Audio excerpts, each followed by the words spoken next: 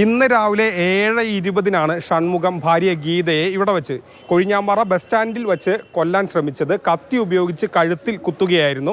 പക്ഷേ ഗീതയുടെ ആരോഗ്യനിലയിൽ വലിയ പ്രശ്നമൊന്നുമില്ല. ജില്ലാ ആശുപത്രിയിലേക്ക് മാറ്റിയിട്ടുണ്ട്. കാര്യമായ കുഴപ്പമില്ല എന്നാണ് അറിയുന്നത്. ഈ കിരൺ ബസ്സിലെ ഡ്രൈവറാണ് അതിൽ നിന്ന് ഗീതയെ അപകടത്തിൽ നിന്ന് രക്ഷിച്ചത്.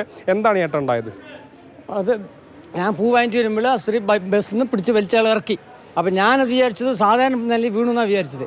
നോക്കും വീണതല്ല, അയാൾ പിടിച്ച് മുടിക്കെട്ടി പിടിച്ചിട്ട് കുത്തിയപ്പോഴാണ് കത്തി കണ്ടതല്ല പിന്നെ വിടുന്നില്ല. അറുക്കാൻ നിന്നപ്പോഴാണ് ഞാൻ അയാളെ ചവിട്ടി മാറ്റി നാട്ടുകാരെല്ലാം വിളിച്ചു കൂട്ടി.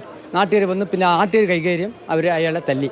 പിന്നെ ചോദിച്ചു. പിന്നെ എൻ്റെ മേലെ ബ്ലഡായി. ഞാൻ പിന്നെ കൈയ്യിലേക്ക് സമയമായപ്പോൾ എല്ലാം കഴിഞ്ഞ് പിന്നെ ഞാൻ വണ്ടി ആ സമയത്ത് മാറ്റാൻ പറ്റിയായിരുന്നു. അവരുടെ ജീവൻ രക്ഷപ്പെട്ടു. അല്ലെങ്കിൽ കത്തി അടുത്തിരിക്കും. ആരും പോകുന്നില്ല അടുത്തേ. എനിക്ക് ആ സമയം തോന്നി ഇയാൾ കത്തി കണ്ടപ്പോഴാണ് ചവിട്ടിയത്. ഞാൻ അല്ലെങ്കിൽ സാധാരണ നിലയ്ക്ക് ഒരു സ്ത്രീ വീണിട്ട് മൂർത്തി എടുക്കണമെന്ന് പറഞ്ഞിട്ട് ഞാൻ വിട്ടു. കത്തി കണ്ടപ്പോൾ എനിക്ക് പേടിയായി.